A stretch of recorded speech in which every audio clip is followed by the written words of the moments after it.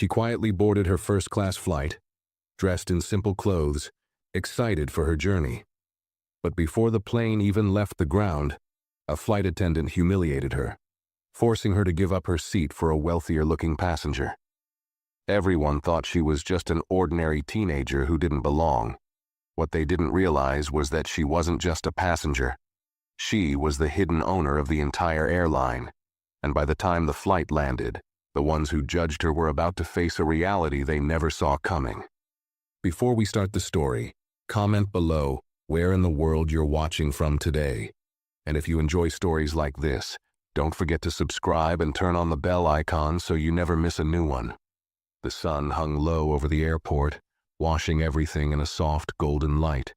Tessa clutched her boarding pass tightly as she made her way toward the gate, her heart thudding with a mix of excitement and nerves.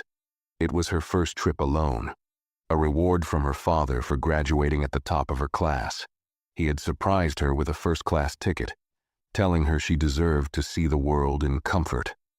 Dressed in a plain gray hoodie and worn sneakers, Tessa didn't think she stood out among the other travelers, and honestly, she preferred it that way.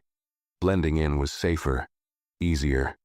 She walked onto the plane with a polite nod to the attendants at the door and found her seat. 2D by the window.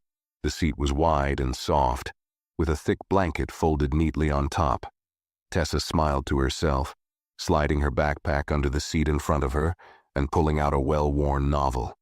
Around her, sharply dressed men and women settled into their own seats, speaking softly or tapping on their phones. A few glanced at her, some with curiosity, others with indifference. Tessa kept her head down, not wanting to draw attention. The cabin door closed, and a few minutes later, a flight attendant named Paula began making her way through first class, checking seatbelts and offering small smiles.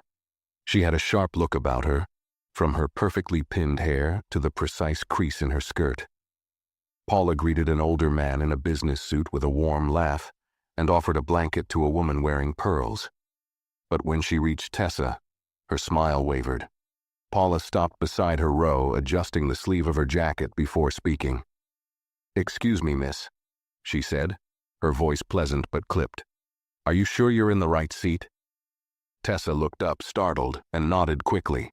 She reached into her hoodie pocket and pulled out her ticket. "Yes, it's 2D, she said. Paula took the ticket and scanned it with a tight-lipped smile, her eyes flicking from the paper to Tessa and back again. Before she could say anything more, another woman appeared at Paula's side.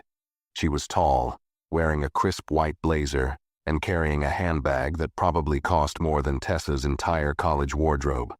Her name tag read, Victoria.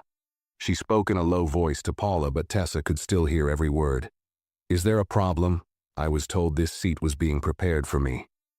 Paula nodded at Victoria, then turned back to Tessa, her voice now louder, meant for others nearby to hear. "It seems there's been a seating error. We'll need you to relocate so this guest can be accommodated." Tessa stared at her, confusion flickering across her face. "But this is my seat," she said quietly. "I have the ticket." Victoria shifted impatiently beside them, tapping her manicured nails against the handle of her bag. Paula's smile tightened further. "I understand, but this seat was specifically arranged for our frequent flyer member," she said, gesturing at Victoria. "We'll find you a seat further back. Thank you for understanding." Heads had started to turn now. Tessa felt the stares settle on her like a heavy weight. Her chest tightened. She wanted to protest, to stand her ground, but the heat of embarrassment burned through her resolve. She grabbed her backpack with shaky hands, slipping her book inside without looking at anyone. Victoria slid into the seat as soon as Tessa stood up, not offering a word or a glance. Paula gave a nod, as if closing a deal, and guided Tessa toward the back of the plane. She found herself squeezed into a middle seat near the bathrooms, the scent of cleaning supplies and stale air heavy around her. She sat down stiffly, staring at the tray table in front of her, blinking back the sting of tears. Pulling her phone from her bag, she typed a short message to her father. "They moved me to the back. Said someone else needed my seat. I didn't argue." She pressed send and tucked the phone away, resting her forehead against the cool window. The engines rumbled to life beneath her, but her mind was racing too fast to notice.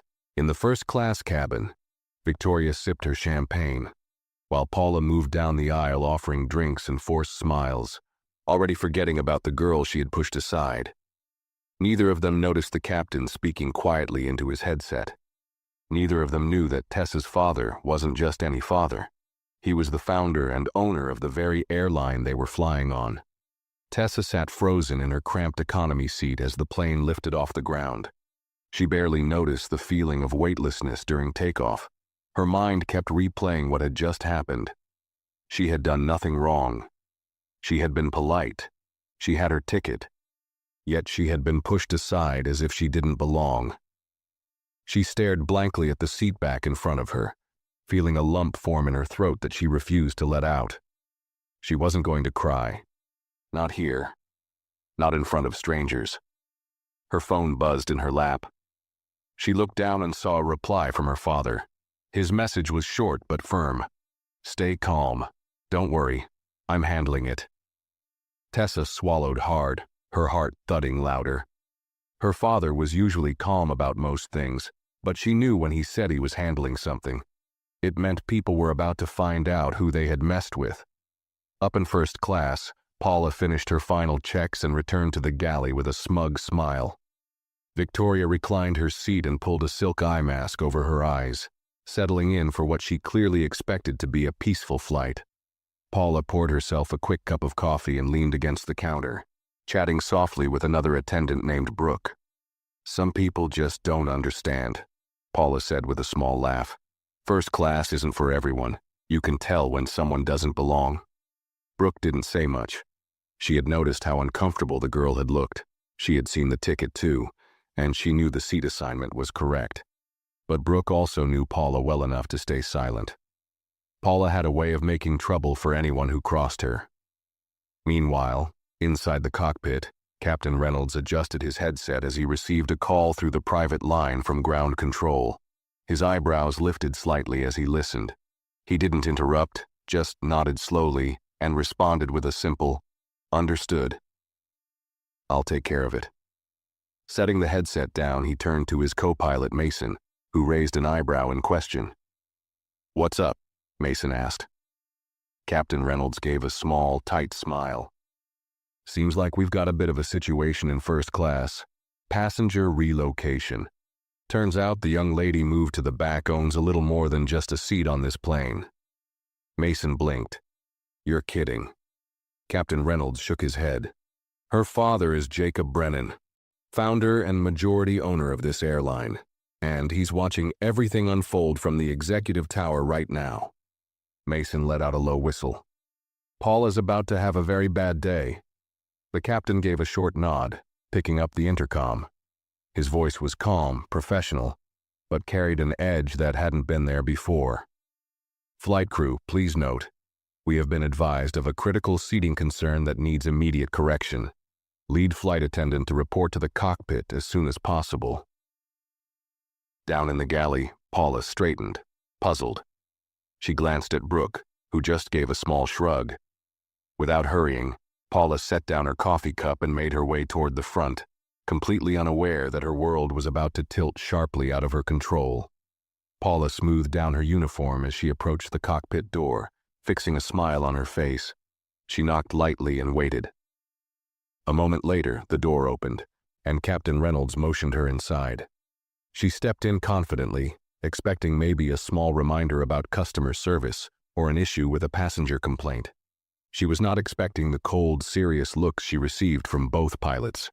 "Have a seat, Paula," Captain Reynolds said, his voice polite but flat. She hesitated for a fraction of a second before lowering herself into the jump seat behind them. The door shut with a soft click, closing them into a world of low beeps and steady engine hums. Captain Reynolds turned in his seat slightly to face her.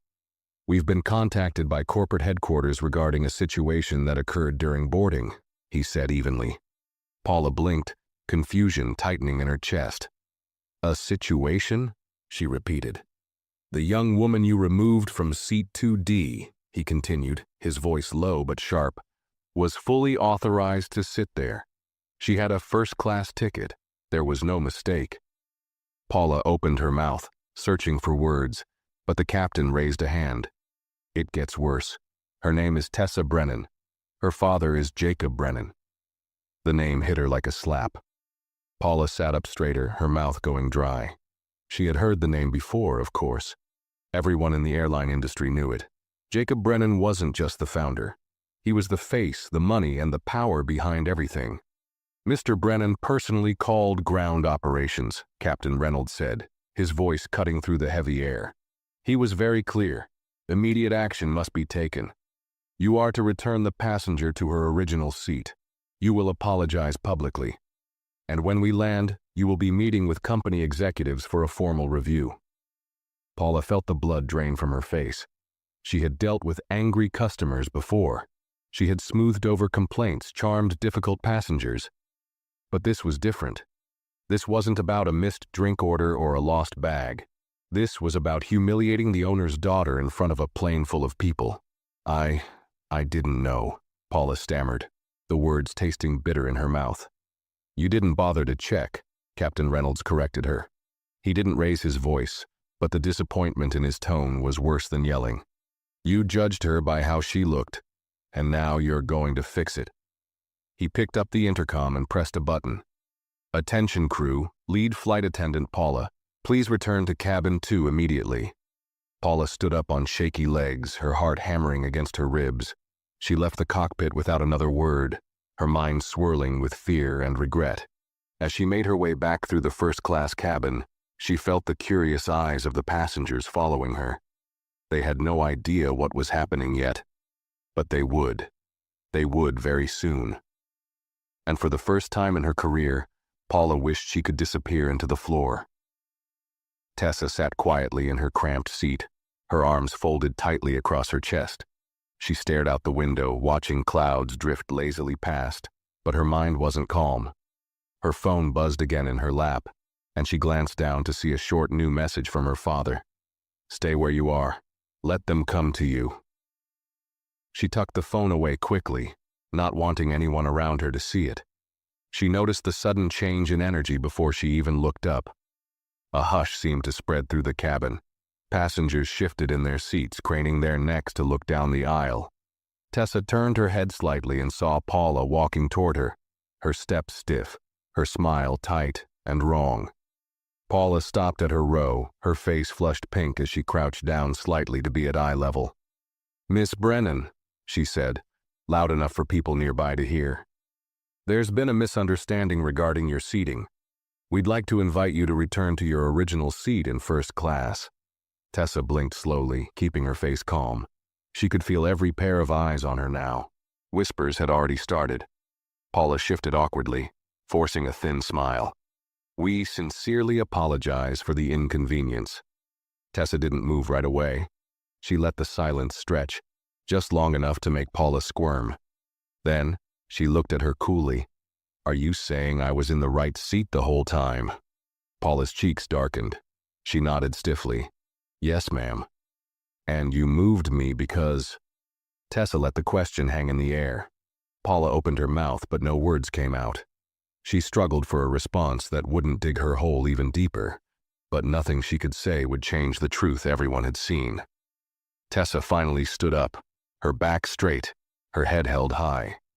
She picked up her backpack slowly, giving Paula enough time to feel the full weight of the moment. Passengers nearby didn't pretend to be polite anymore. Some openly stared. A few looked down, embarrassed for having watched silently before. Without another word, Tessa stepped into the aisle. Paula gestured for her to follow, her movements stiff and nervous. As they walked back toward first class, the entire plane seemed to watch. Tessa kept her gaze forward, feeling stronger with every step, not because she wanted revenge, but because she knew now that they all saw it. They all knew what had happened.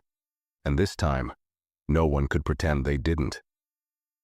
Tessa reached the first-class cabin, feeling the thick tension in the air. Every passenger in the polished leather seats turned to look at her.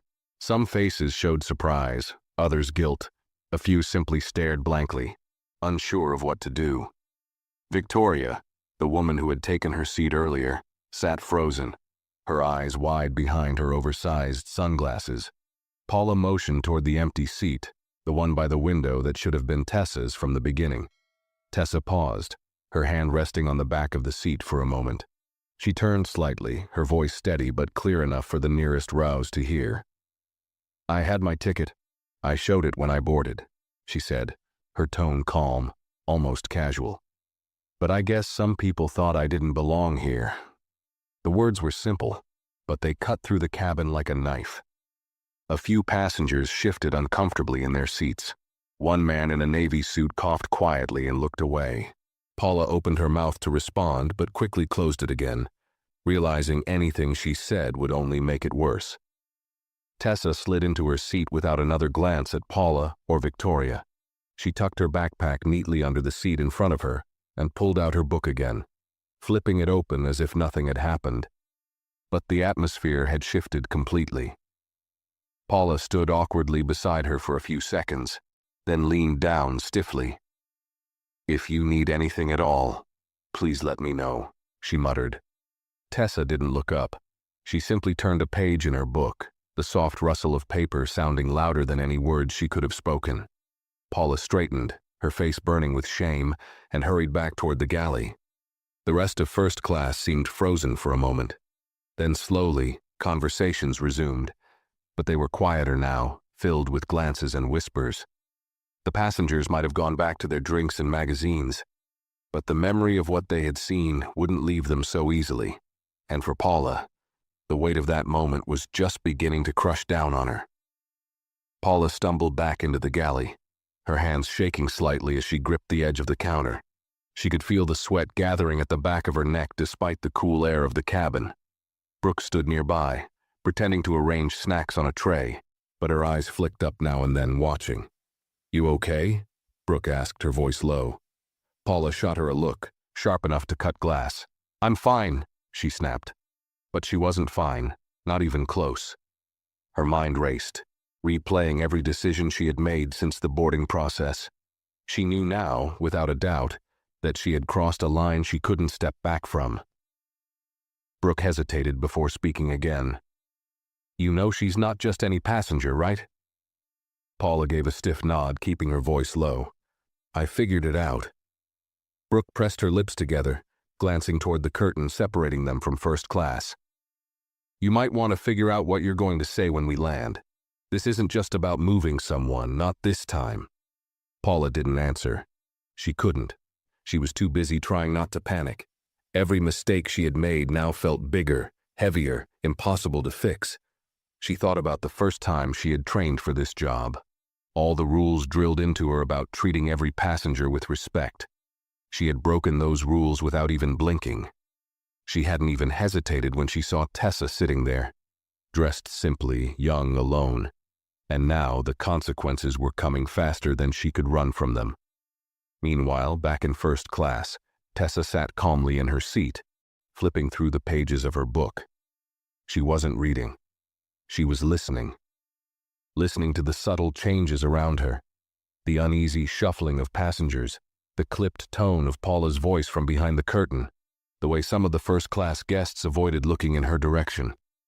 She felt no need to make a scene.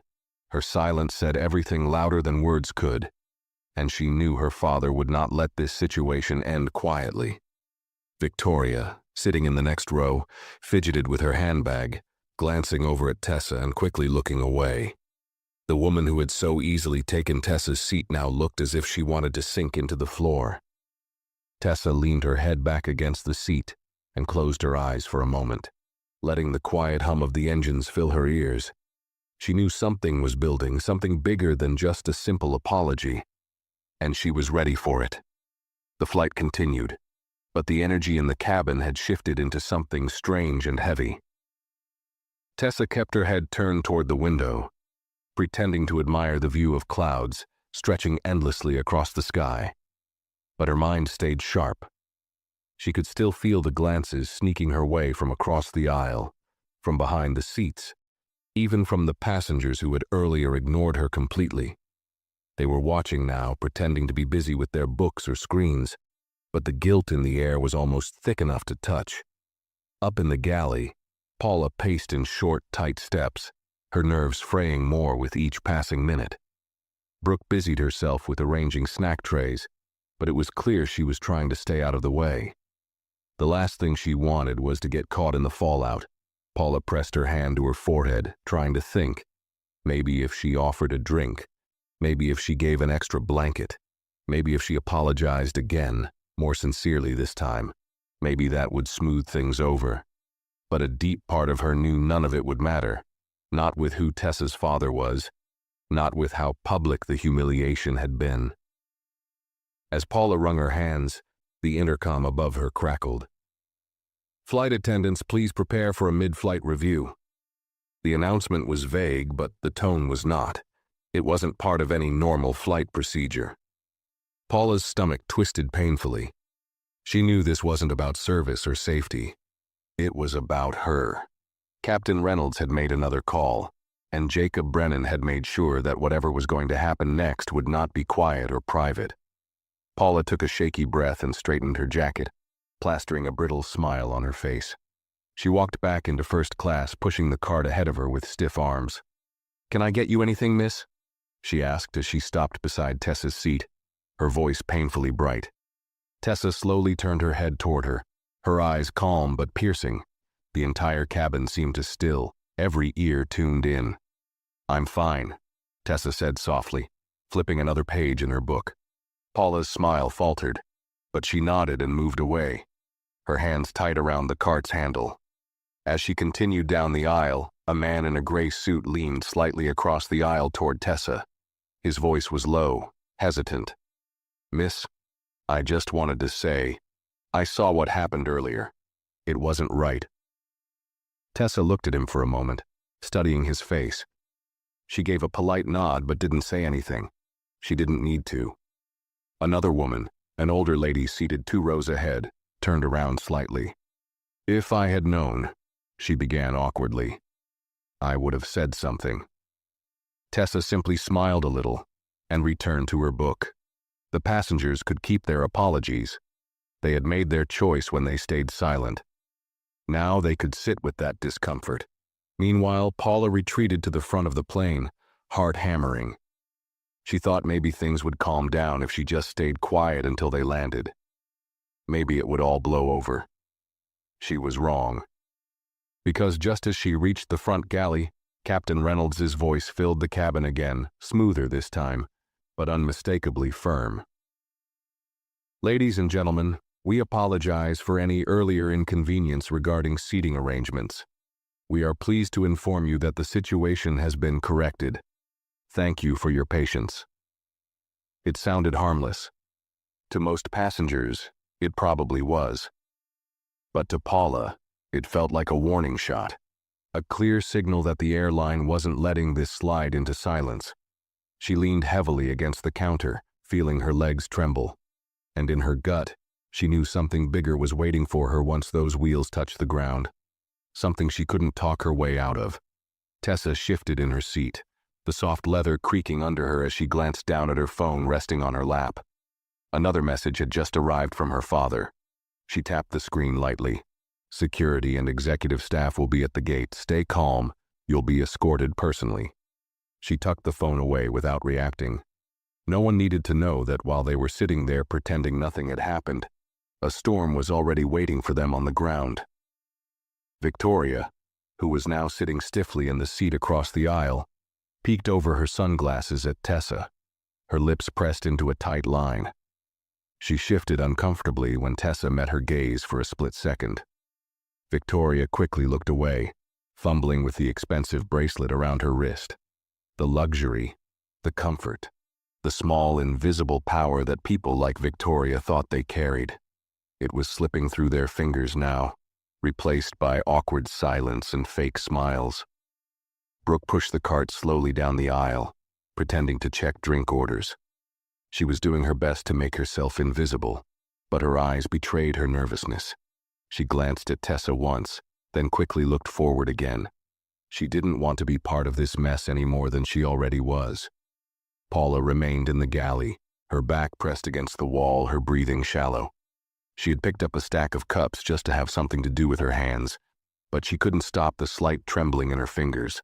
Every time she thought about what was waiting when they landed, her stomach twisted into tighter knots. Meetings with executives were never casual. They weren't friendly sit-downs. They were investigations. And in this case, with Jacob Brennan's daughter involved, there would be no second chances. The loudspeaker crackled again, and Captain Reynolds' voice came back, smoother, but carrying a quiet authority that made every passenger listen up. Cabin crew, prepare for initial descent. The announcement was standard, but the moment he said it, a new kind of tension spread through the cabin. Everyone knew that landing meant more than just getting off the plane this time. For some, it meant moving on with their day. For others, it meant a reckoning. Tessa adjusted her seatbelt slowly, feeling the plane tilt downward as it began its slow descent. She gazed out the window at the patchwork of cities and fields growing larger below. Her heart thudded steadily in her chest, but it wasn't fear she felt. It was a quiet certainty. She hadn't needed to shout or cause a scene to expose what had happened.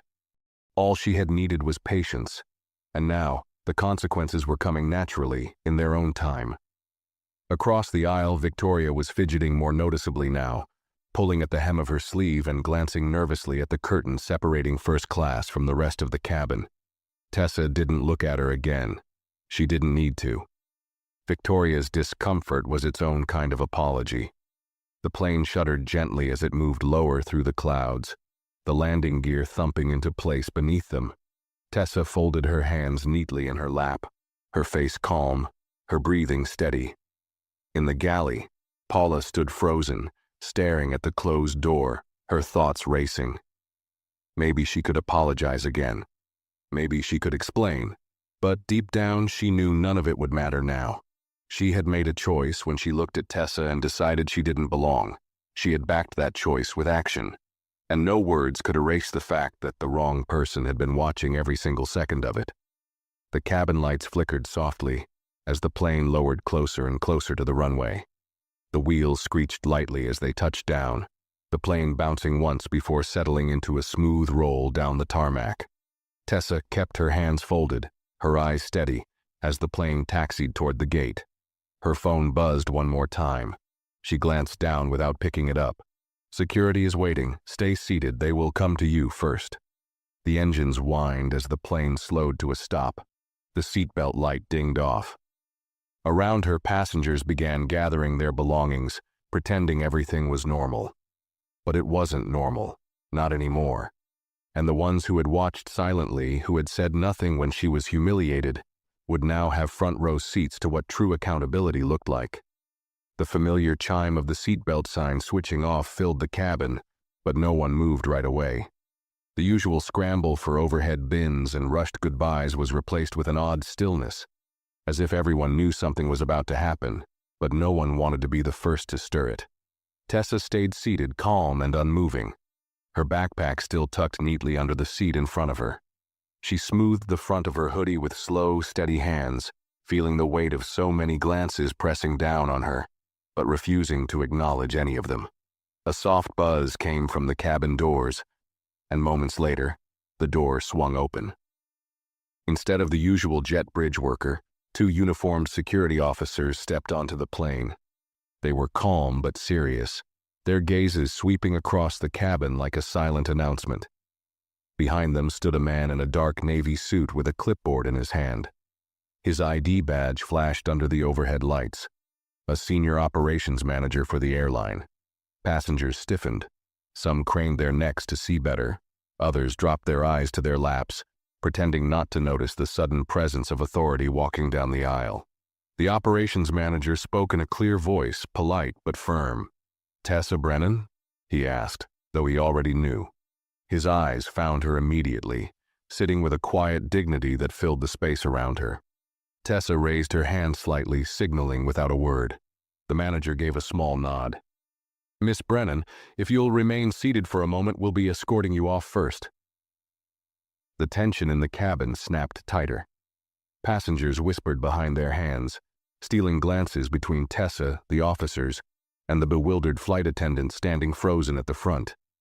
Victoria had gone pale, shrinking into her seat like she hoped she could disappear into the upholstery. The manager turned slightly, scanning the crew. His voice, though still calm, had an unmistakable edge now. "Lead flight attendant Paula Hayes, please come with us as well."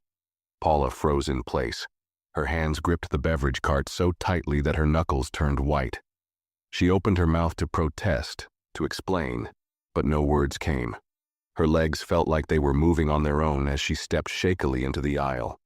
The manager didn't raise his voice. He didn't have to. Authority dripped from every word he spoke. "Per orders from Mr. Brennan's office, you will be meeting with airline officials immediately regarding today's incident." Passengers leaned into the aisle, openly gawking now. A few tried to pretend they weren't listening, but the interest on their faces was obvious. Some faces even showed a flicker of satisfaction, watching a person who had once carried herself with such sharp authority now stumbling in shame. Tessa stood, when the officer gently motioned for her to do so. She adjusted her backpack onto one shoulder, her head held high, her steps slow but steady. As she moved up the aisle, she caught small glimpses of the passengers' reactions. The man who had tried to offer her a nervous apology earlier couldn't meet her eyes now. The older woman who had said she would have spoken up stared fixedly at the floor. Victoria, still sunk low in her seat, muttered something under her breath, but Tessa didn't slow down or respond. Whatever Victoria had to say now didn't matter. Paula followed a few paces behind, her face burning, her heart pounding so loudly she was sure everyone could hear it. She kept her gaze locked on the carpet, feeling more exposed than she ever had in her life. When they reached the door of the plane, the security officers stepped aside, allowing Tessa to exit first. The operations manager gestured respectfully, as if acknowledging her status without needing to say it. She walked onto the jet bridge, the soft click of her sneakers against the floor, the only sound she focused on. Behind her, Paula stepped out into the bright terminal lights, blinking rapidly as the reality of her situation crashed over her like a cold wave. Waiting at the end of the jet bridge were more suited executives, stern-faced and silent. Paula knew then that this wasn't just about an apology or a meeting. This was about survival, and her career was hanging by a thread. Tessa paused just inside the terminal, turning slightly to look back at the plane she had just left. She wasn't smiling. She wasn't gloating. Her face was steady, unreadable. But her presence alone spoke louder than any words could have. She had been forced out of her seat because someone decided she didn't fit their picture of who belonged in first class. But now, everyone knew exactly who she was, and this time, no one could erase it. Tessa stood calmly as the airport staff and security made space for her to walk through the terminal. People at nearby gates paused their conversations, some lowering their coffee cups mid-sip, others craning their necks to catch a glimpse of what was happening. It wasn't every day they saw a scene like this. Tessa moved quietly, without rushing, her steps slow and confident. She didn't need to say anything. The presence of the suited executives trailing behind her was enough to make everyone realize she was someone important, someone not to be overlooked again. Paula followed several steps behind, her head down, her heart hammering so loudly in her ears that she could barely hear the shuffle of footsteps around her. She caught glimpses of the onlookers, wide eyes, whispered words, phones being pulled out discreetly to capture the moment. Her cheeks burned hotter with every step. At the end of the walkway, a tall man in a black tailored suit waited with his arms crossed. His face was calm, but his eyes were sharp. This was Adrian Burke, Director of Customer Experience for the airline. Everyone in the company knew his reputation: strict, professional, and utterly unforgiving when it came to customer mistreatment. He didn't smile when Paula approached. He didn't even greet her. Instead, he turned to Tessa, giving her a respectful nod. "Miss Brennan, welcome," he said, his voice steady and clear. "We've arranged a private transport for you to continue your journey comfortably. Your luggage has already been secured." Tessa nodded politely, her face remaining calm, not giving away any emotion. Adrian then shifted his attention to Paula, his expression cooling even further. "Ms. Hayes, you'll come with us." Paula opened her mouth, desperate to explain, to plead her side of the story, but Adrian held up a hand, silencing her immediately. "There will be a full investigation. You'll have your chance to speak, but not here." Security officers flanked her, not touching but making it very clear she was expected to follow. Passengers and staff at the terminal openly stared now, some whispering, some shaking their heads. The humiliation Paula had once dished out so easily now wrapped around her like chains she couldn't shake off. Tessa moved toward a sleek black car parked just outside the glass doors. A uniformed driver opened the back door for her with a slight bow. She slid inside smoothly, the leather seats cool against her skin. As the door closed behind her, she finally allowed herself a slow breath. The car pulled away from the curb, the airport shrinking behind her.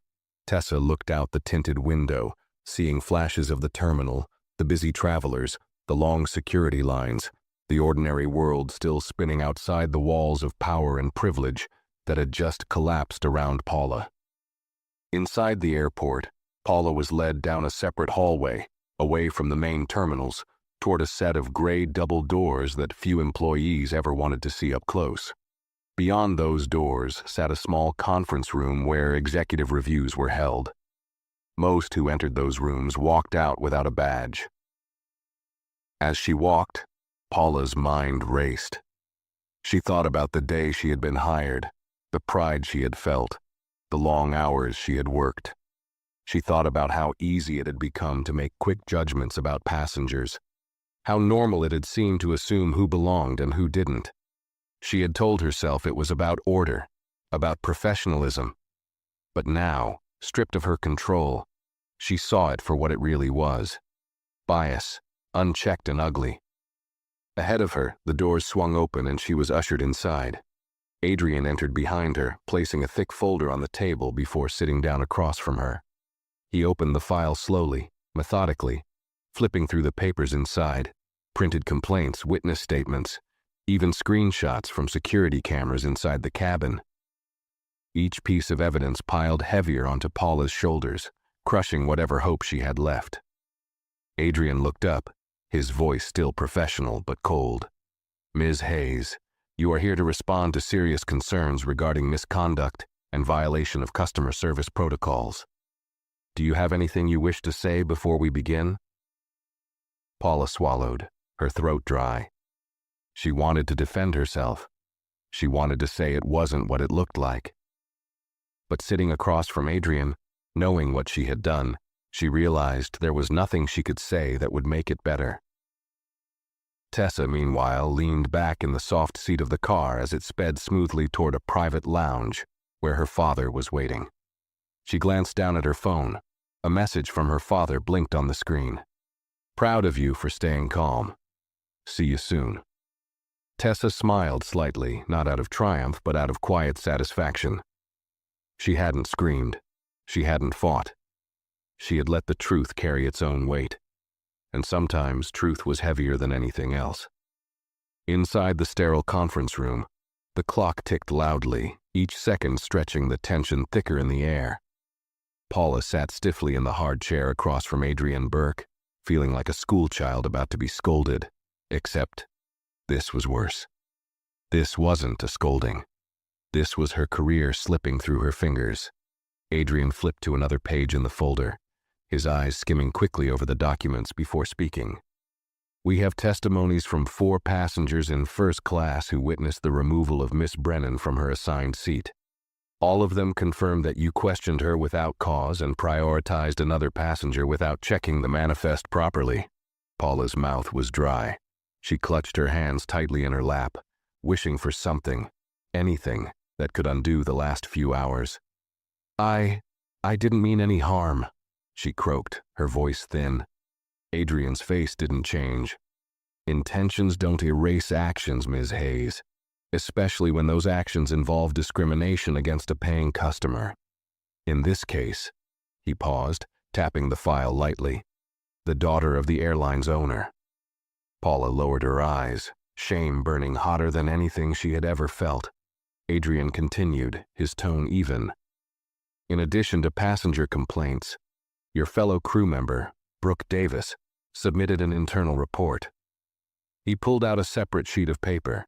She observed your handling of Miss Brennan and noted concern over your behavior. Paula's head snapped up, betrayal slicing through her like a knife. Brooke? The same Brooke who had kept her head down the entire flight? She had reported her? As if reading her thoughts, Adrian added, Miss Davis noted that while she did not intervene at the time, and that will be addressed separately, she did feel it necessary to document what she witnessed after learning who the passenger was. He closed the file slowly, the click of the folder snapping shut making Paula flinch slightly. Adrian folded his hands on the table. Ms. Hayes, based on the evidence, the airline is placing you on immediate suspension without pay, pending final termination review. Paula opened her mouth to plead, but he continued firmly. You will not return to active duty until this matter is closed. We expect full cooperation with the investigation. Any refusal will result in permanent termination, without eligibility for rehire across all branches. The weight of those words crushed her. She wanted to protest, to explain that it had all been a misunderstanding, but deep inside, she knew that wasn't true. She hadn't questioned the other first-class passengers. She hadn't asked the man in the expensive suit to show his ticket. She hadn't challenged the woman in pearls. She had looked at Tessa, young, dressed simply, and made a decision based purely on appearance. Now, she was paying the price. Meanwhile, Tessa's car pulled into a private entrance reserved for executives and VIPs. A second black car was already waiting there. Standing beside it was her father, Jacob Brennan. Tall, with a presence that could fill a room, he watched as his daughter stepped out of the vehicle. Tessa walked toward him, her posture straight, her face calm. Jacob met her halfway and placed a steady hand on her shoulder. Are you all right? He asked, his voice low but filled with concern. I'm fine, Tessa said simply. And she was. She hadn't allowed the experience to break her. Instead, it had strengthened something inside her, a quiet fire that wouldn't be easily put out. Jacob studied her for a moment, then nodded. Good.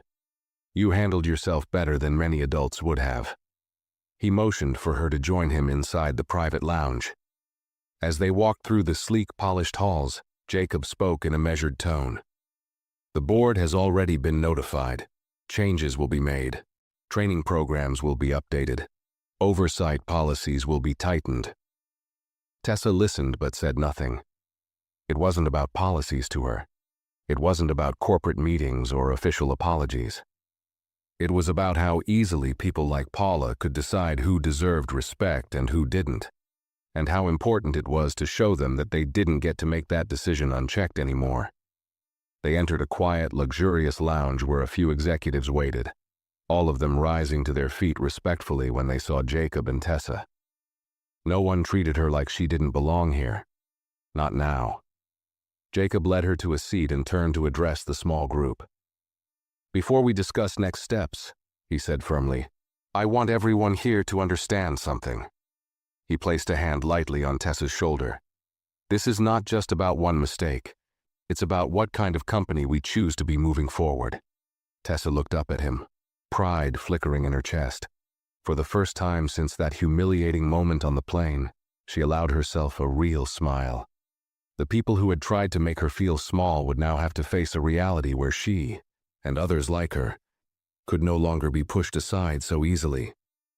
Justice wasn't just being served today. It was being built for tomorrow. In the lounge, the air was heavy with seriousness as Jacob Brennan continued addressing the small group of top airline executives. Every word he spoke landed with weight. No one interrupted him. No one even shifted in their seats. They all knew what was at stake. We will not tolerate discrimination in any form, in any cabin, at any level, Jacob said, his voice steady but cutting. This incident didn't just embarrass my daughter. It exposed a crack in the foundation of how we treat our customers.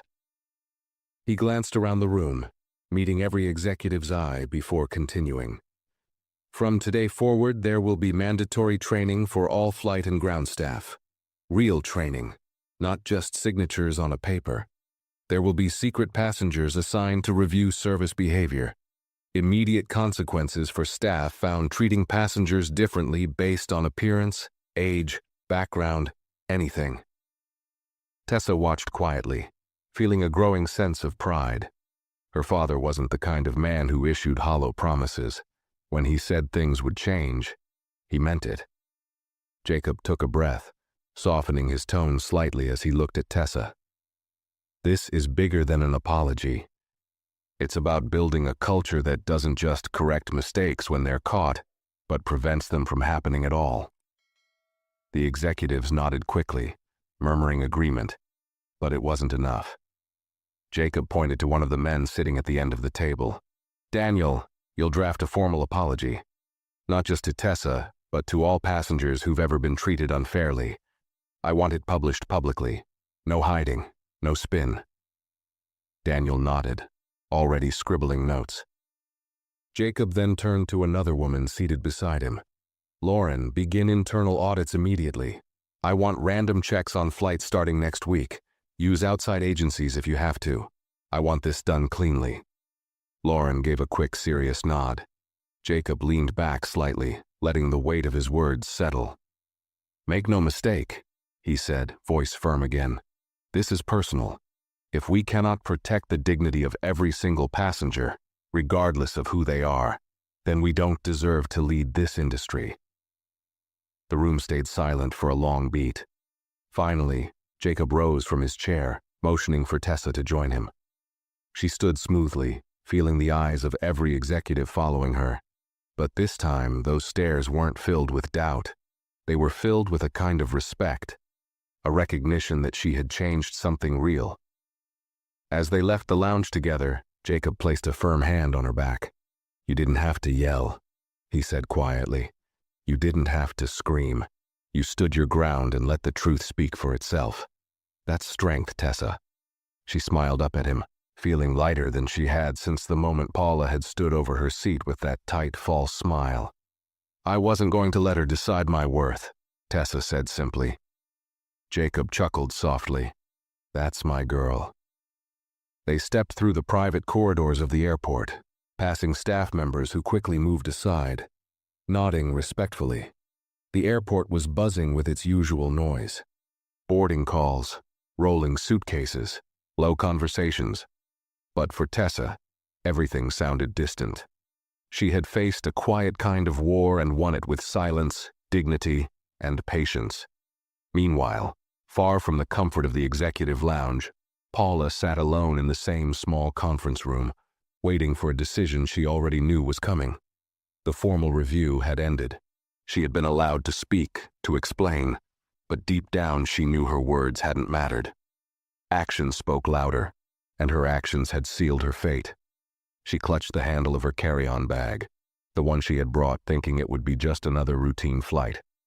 Now it was all she had left as she waited for security to escort her out. No uniform, no badge, no second chances. For years she had believed her authority gave her the right to make snap decisions, to judge who belonged where.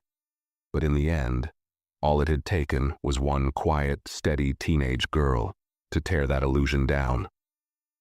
A soft knock came at the door. A security officer stepped in, his expression professional but distant. "Ms. Hayes, we're ready for you." Paula stood up slowly, the wheels of her bag rattling loudly against the floor as she followed him through the side halls of the airport. A different path from the one Tessa had taken, a path no one envied. She didn't look up. She didn't meet anyone's eyes. She just walked forward, the weight of her decisions heavier than any luggage she could carry. And this time, no apology, no excuse, could lighten it. Outside in the warm afternoon sun, Tessa and Jacob moved toward a waiting black SUV parked near the private terminal entrance. The driver opened the door with a slight nod, and Tessa climbed into the back seat, her father following behind her. The doors closed with a solid, comforting thud, shutting out the noise of the airport. As the car pulled away smoothly, Tessa let herself relax against the seat. She turned her head to look out the window, watching the planes lined up on the runway, their noses pointed toward destinations she might visit another day, on her own terms. No one would ever force her out of her seat again. Jacob sat silently beside her for a few moments, giving her space. Finally, he spoke in a low voice. "You know," he said, "sometimes real power isn't about shouting the loudest. It's about holding steady when everyone else expects you to break." Tessa smiled faintly without taking her eyes off the window. She understood that better now than she ever had before. Back inside the airport, the story was spreading quickly. It wasn't just the staff who knew. Passengers were talking too. Videos had started popping up online, short clips showing Tessa being escorted back to her rightful seat, Paula's pale, shocked face trailing behind her. People were posting angry comments praising Tessa's calm dignity, questioning how often things like this happened quietly when no one important was watching. The airline's public relations team scrambled behind the scenes, preparing statements and monitoring social media feeds as the story gained momentum. It was no longer a private embarrassment. It had become a public lesson, and it wasn't just Paula's name attached to it. It was the airline's too. In a small room tucked behind one of the terminals, Paula sat alone, staring at her phone. She had seen the news alerts. She had seen the comments. Strangers were calling her out by name, describing her as arrogant, biased, heartless. She turned the phone over, face down on the table, unable to look at it any longer. None of the excuses she had prepared in her mind would fix what she had done. None of them sounded convincing even to herself. She had spent years priding herself on her professionalism, her sharp instincts, her ability to read passengers. But sitting here now, stripped of her uniform, stripped of her authority, she realized she had read everything wrong. Tessa had been polite, prepared, belonging exactly where she was, and Paula had been the one out of place all along. A security guard appeared at the door, clearing his throat. "It's time." Paula nodded numbly, standing and picking up her small bag.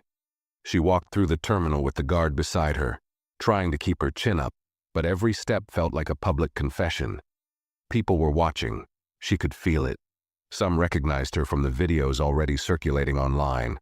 Others just sensed that something had gone terribly wrong. No one smiled at her. No one offered sympathy.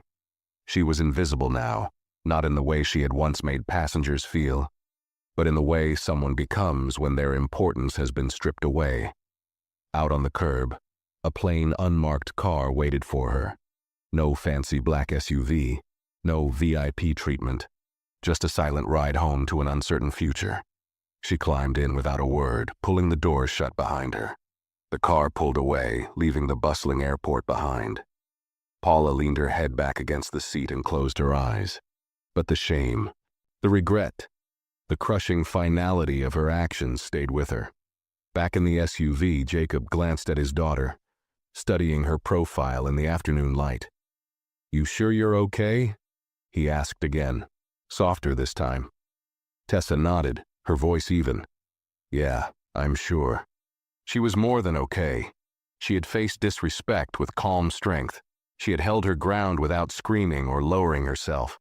And she had reminded everyone, even those who thought they were untouchable, that respect wasn't something you earned with money or status. It was something every human being deserved from the start. And from now on, anyone flying Brennan Airlines would remember that. The SUV continued down the highway, moving farther away from the airport and closer to the city skyline. Tessa leaned her head against the window, feeling the hum of the road beneath her. Her phone vibrated again, and this time it was a flood of notifications. Friends, classmates, even people she barely knew were messaging her. Screenshots of news articles, short video clips from the plane, posts praising her calmness under pressure. Some messages were short and supportive. "Proud of you. You handled that like a boss."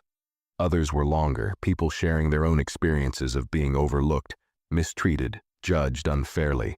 Tessa scrolled through a few, her heart tightening. She realized now that this wasn't just her story anymore. It was bigger than that. She locked her phone and set it aside, closing her eyes for a moment.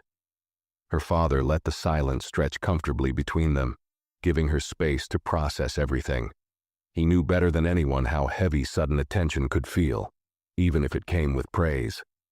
Meanwhile, back at the airport, the public announcement from Brennan Airlines had just gone live. A carefully written letter was posted on all official social media channels, on the website, even printed and pinned to bulletin boards inside the terminals. At Brennan Airlines, we believe in dignity, fairness, and respect for all passengers. Recent events on one of our flights fell far below those standards. We apologize directly to Miss Tessa Brennan and to anyone who has ever felt unseen or unvalued while traveling. We are implementing immediate changes, including mandatory employee retraining, independent flight audits, and a zero-tolerance policy for discrimination of any kind. Our commitment is simple.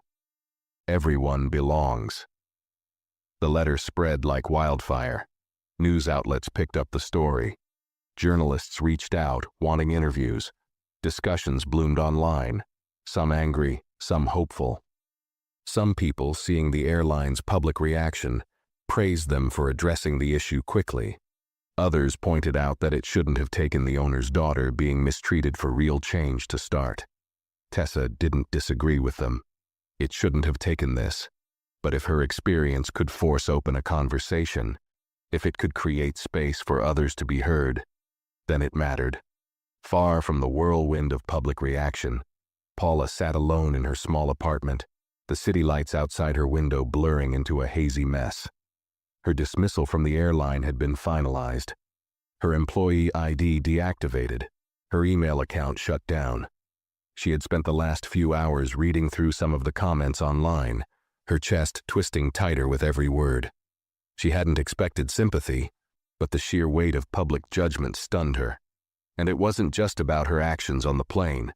People were digging into other complaints that had been quietly filed over the years. Other moments where her quick judgment, her sharp tone, her impatience had left scars. She had thought she was good at her job. She had thought she was respected. But now she saw how small, unchecked moments had built a reputation she didn't even realize she had. Paula picked up her phone and scrolled to the draft of an email she had started earlier. A personal apology addressed directly to Tessa.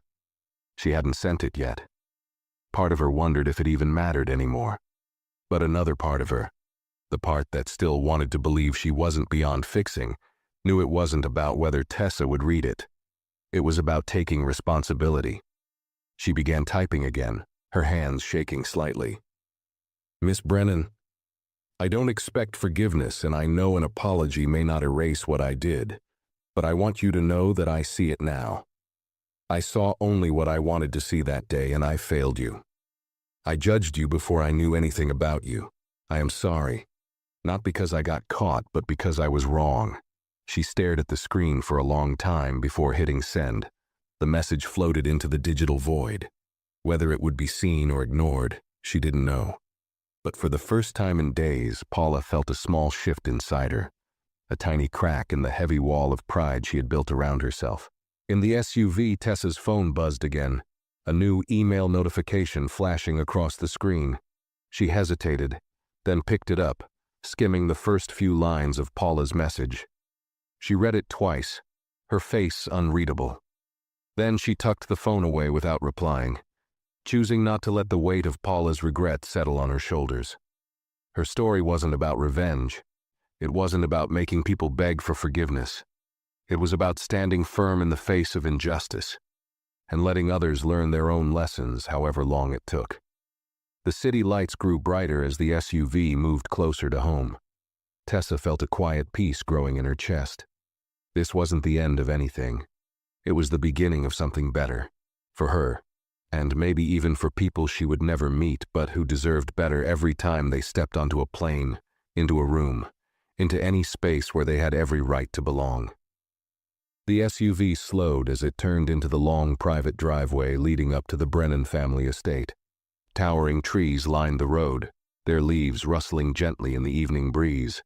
The last streaks of sunlight stretched low across the sky, casting the world in a soft golden glow. It was the kind of peace that only came at the end of a long, hard day, a peace that felt earned. Tessa stared out at the familiar path ahead, feeling an unfamiliar mix of emotions tightening in her chest. Relief, exhaustion, a strange kind of pride, and something even deeper. A sense that she had stepped into a new version of herself without even realizing it. The SUV rolled to a smooth stop at the front entrance.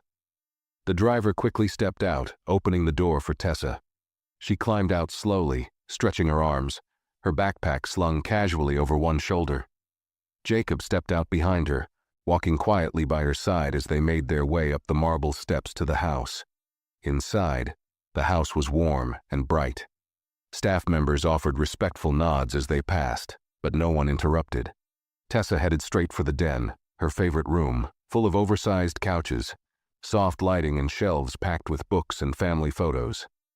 She dropped her backpack onto the floor and sank into a wide chair, curling her legs up underneath her. Jacob followed, setting a thick file down on the coffee table before taking the seat across from her.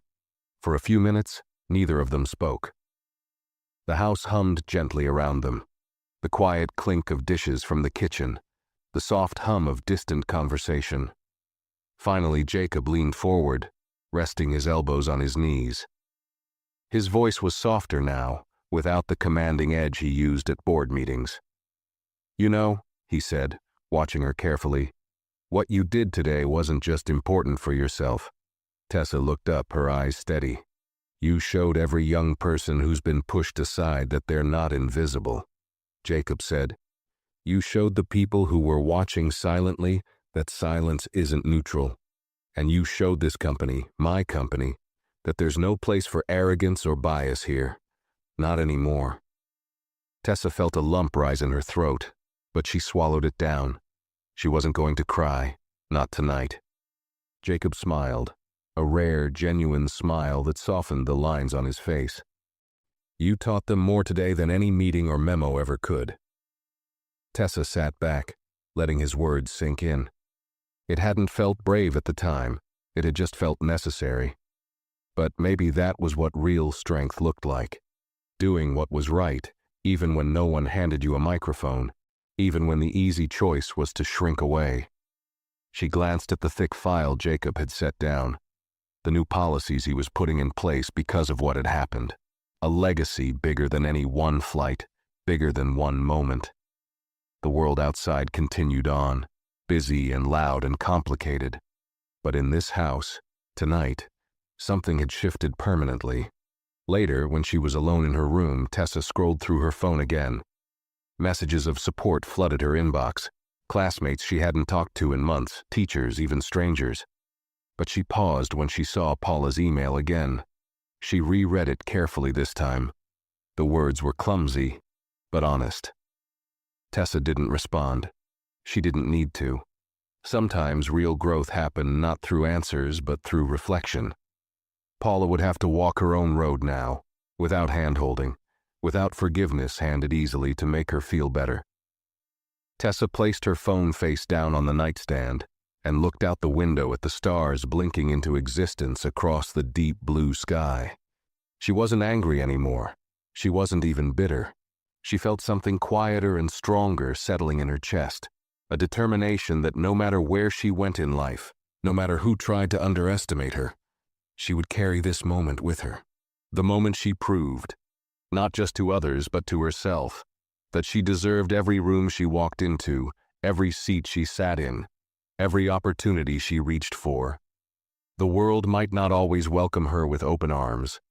It might still question her right to be there, but she would never question it herself again. And that kind of certainty, she realized, was more powerful than anything anyone could ever try to take away.